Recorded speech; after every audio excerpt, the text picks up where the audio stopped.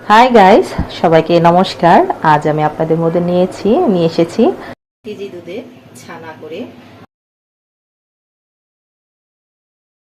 দুধ আছে। তো এর মধ্যে আমি দিয়ে দিব লেবু এবং ভিনেগার। এটা দুধের মধ্যে দিলে ছানা হয়ে যাবে। এখন ছানাটা ভালো করে কেটে তারপর ছানা তৈরি করব।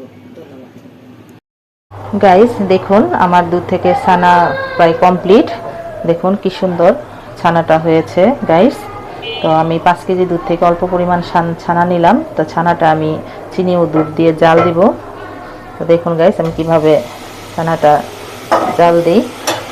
তো এভাবে ছানাটা চিনি এবং দুধ দিয়ে জাল দিলে খেতে খুব সুস্বাদু হয়। এখন দিয়ে দিব ছানা, তারপরে দিয়ে দিব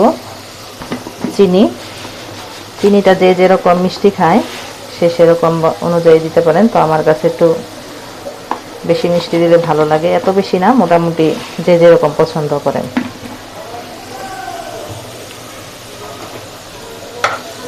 ভালো করে নেড়ে ছেড়ে ছানাটাকে ভাজা ভাজা করতে হবে, চিনি এবং ছানা।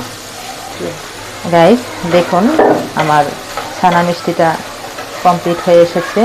তো এই ছানা মিষ্টিটা আমার হাজব্যান্ড, আমার মেয়ে, ছেলে তারা খুব ভালোবাসে।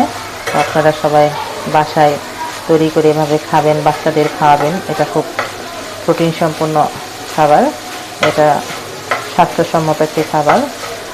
এটা সবাই ভালোবাসে, ছোট বড় তারা সবাই ভালোবাসে এই খাবারটি। তা আপনারা সবাই বাসায় ট্রাই করবেন। তো ছানার মিষ্টিটা আমার আর একটু সময় লাগবে। এটা যত ভাজা ভাজা হবে তত খেতে সুস্বাদু হবে।